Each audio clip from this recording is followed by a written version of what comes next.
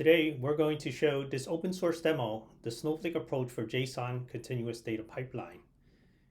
It is open source at this location, or if you look in the YouTube description, there's some more slides and more explanation, and we're going to load some JSON files and run these two scripts. So let's look at it from a business perspective. The users want to see the data in near real time in about 1 minute on Snowflake. And so this is data coming in from these sources.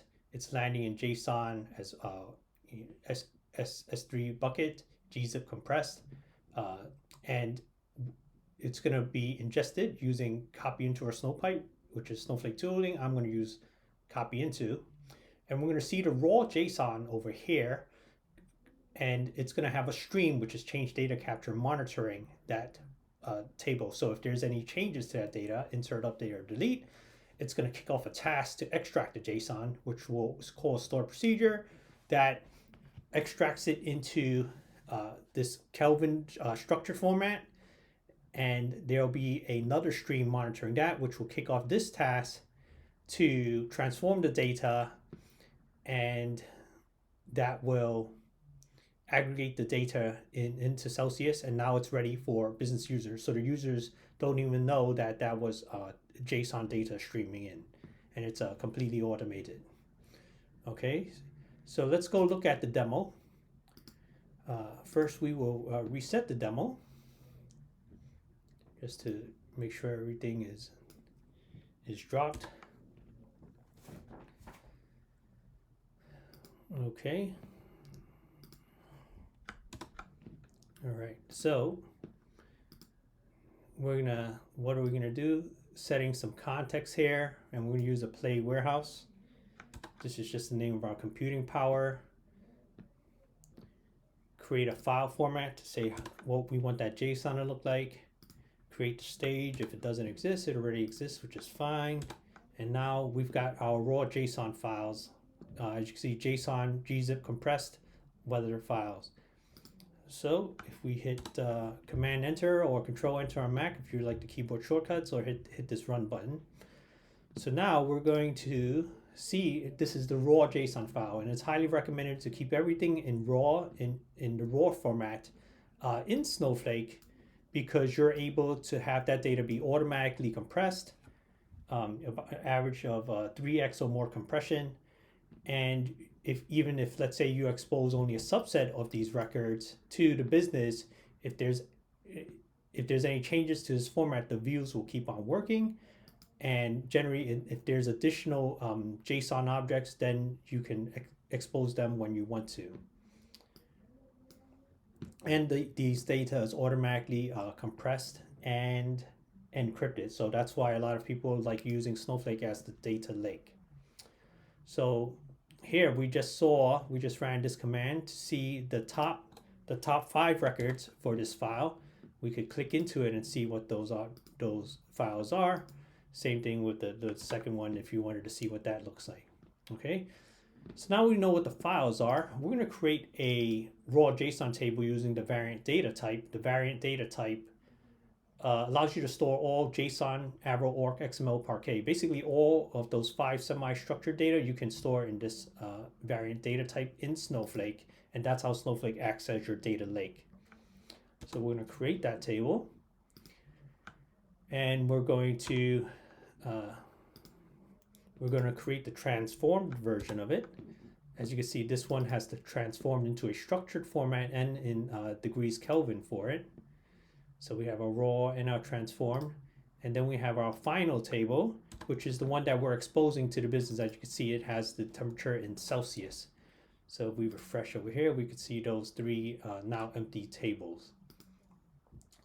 So now we're going to create a stream. So the stream, as we mentioned, is change data capture on this raw JSON table. So let me show you what that's going to look like. If the data engineer or a user happen to see, hey, what's that raw data look like? They're just going to see the variant data type right there. But what's going to happen with the stream is they're going to see these hidden metadata tables, or actually when you query the stream, you'll see it, and I'll show you in a second. So this is I'm going to monitor data changes against this raw table. So users still can't see anything different because you're still going to query the V. So now I'm going to create a transformed stream on this transformed JSON table. So we've created these three tables and these two streams. And if you wanted to see what the streams look, you can see them here. And let's show you what that actually looks like. So we're going to see three hidden metadata columns now and the actual table. So select star from raw data stream. Remember that column B, that's what the business sees, or the users who are authorized to see the stream. There's three hidden columns, metadata columns, action, update, and row ID that is going to be added behind the scenes. So if users query the streams, they could see it. And as you can see, they're empty because there's no data changing. So we're going to read the raw data stream and convert it to JSON to structured in a transformed JSON table. So as you can see, this is using a stored proc that's using the JavaScript language, and there's also SQL stored procs in public preview right now. And it's going to insert into this transformed JSON table.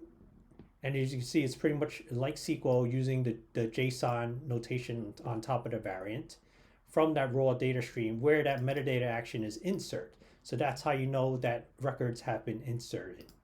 So let's create this stored proc. All right, so stored proc extract JSON is created. Let's create this one for the aggregate final. Pretty much the same layout. It's going to insert into the final table from this transformed data stream. Okay.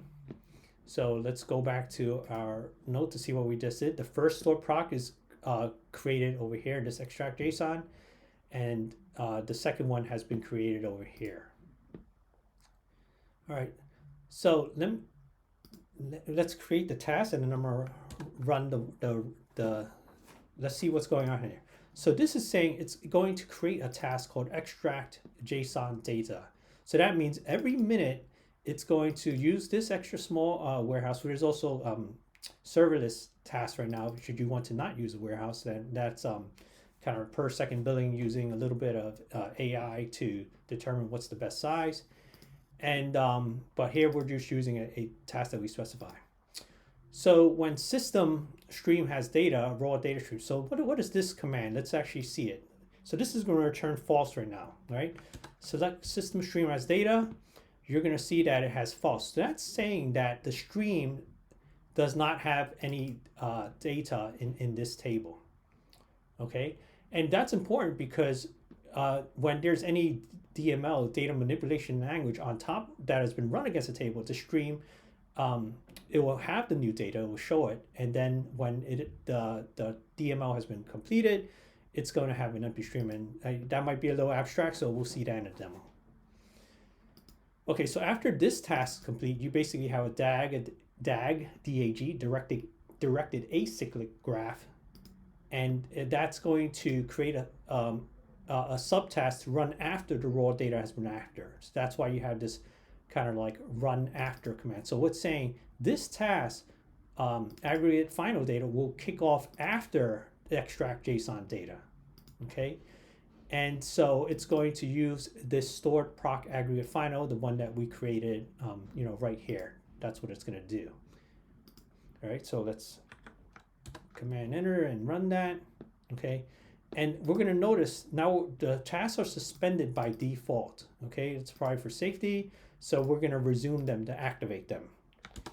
So if you show tasks, you can see that the state is suspended. We're going to resume both of them, and that will basically activate them. So now every minute they're going to be, checking to see if the stream has data, okay?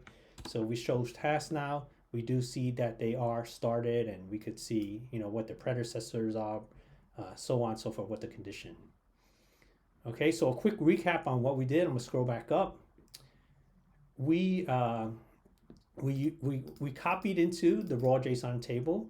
We showed if the stream has data, and the extract JSON data will wake up once a minute, and if it does, if the stream says it, then we will call the proc, which is a transform JSON table, and then that aggregate final data task will run the stored proc aggregate final. Okay, and Again, the benefits are easily governed visibility into data pipeline and data lineage.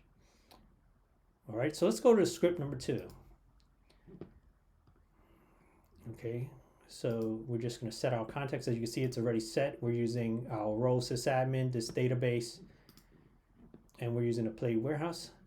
So as you can see, also another thing to note about Snowflake is the computing warehouse is suspended. It was auto-suspended. We're not paying any compute right now.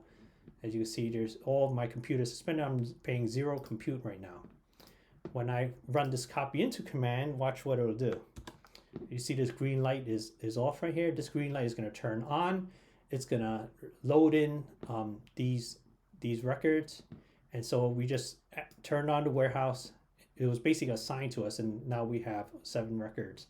I'm sorry, that took 7 seconds to load 118,000 rows. Let's see what that raw JSON looks like. As you can see, it's all there, and you could click into it. It looks exactly like what was on S3, but now it's in Snowflake, automatically compressed. Let's run this to see if there's data. Perfect. See, as you can see now, it's saying it is true. So if we catch it in time, we'll still see the data. Perfect. We see it now, and as you can see, right now the task it may or may not have run the 1 minute activating time, but as you can see, this is what Snowflake's going to see when that task turns on. They can see, obviously, to see the raw data and those 3 metadata columns. As you can see, the insert flag, because these rows were all inserted. There is also an update and delete flag that's possible. And while we're here, there's also 2 types of streams. There's the kind of like regular stream, which we have insert, update, delete. And if you're always only going to do insert, then it's faster to create it as an append only stream, APP-END only stream. That's for faster. And technically, we could have created that one here because we're only inserting. Okay, so this is metadata is update.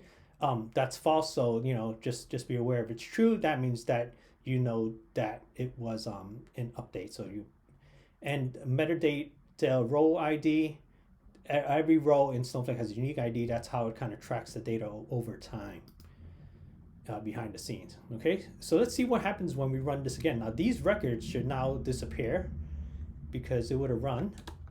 Yep, sure enough. Basically, the stream activated the task, and so we should see to move it into this transform data stream. This is very likely empty as well. Let's check it. Yep, this is empty as well because while we were chatting, this second stream was activated. It also had the 118,000 records, and then it kicked off the task in the stored Proc. Okay, so now populated via task. Notice the Kelvin. Okay, so let's look at the transform JSON table.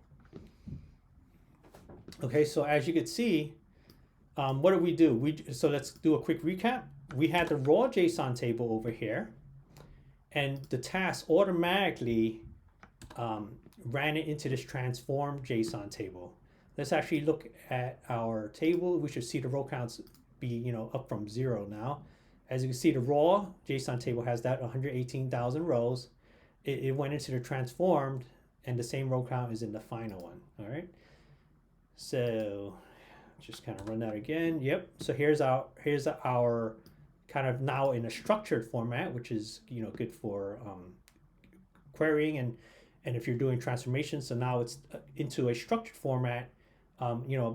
About what is this? About 9 or 10 attributes. So now a person who doesn't know how to transform JSON can query it quite easily on Snowflake. Okay. And then finally, the final table. So in the final table, it should be the same 118,000 rows, but using Celsius. So it basically changed it to Celsius because that was the transformation that we did. Okay. And if you're curious, if you want to see what's going on with how long do we wait for the next run, you could see this, which says, hey, the next run is in that matter of seconds. And if you wanted to see the task history, you could see that as well. So yeah, this is how it runs. You know what? For extra credit, let's run the second one. So now I'm going to load the second one. and it's going to load it into the same raw JSON table. So now we should have more records, right? So now the raw has 245,000 records, and the transform still has the 118. This one should say true. Yep. So the stream has data, and there's going to be records here because the task. Oh, never mind. It actually ran in the back. So now, because this is telling me, because this was true like 10 seconds ago, and this one is empty, that if I refresh over here, it's going to tell me that the transform table has that 245K record. So these should all match in row count. Yep.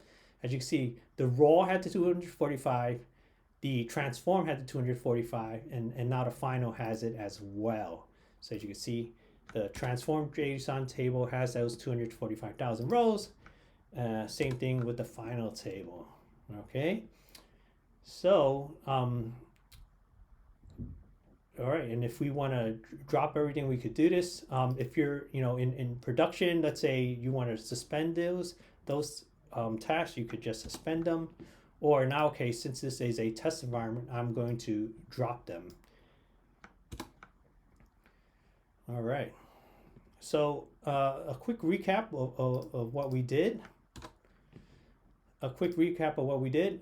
We took the JSON file, copied them into Snowflake, and they automatically, the only thing we did was copy this. And again, if you're using Snowpipe with auto ingest, it'll automatically flow through this continuous data pipeline, and completely only using Snowflake without needing licenses for another ELT tool. And this is why Snowflake loves the ELT paradigm: extract, load, and then transform. So we extracted the data from here, we loaded it into this raw, and then we transformed it here, and now it's ready to be queried. And your business users will be getting constantly updated data, as you see, in their real time. So within about 1 minute, it's getting the data is updated, and that's how you would do a continuous data pipeline. In this case, we use JSON, but you could do the same with Avro, Orc, XML, Parquet, or naturally structured data as well. All right, thank you very much.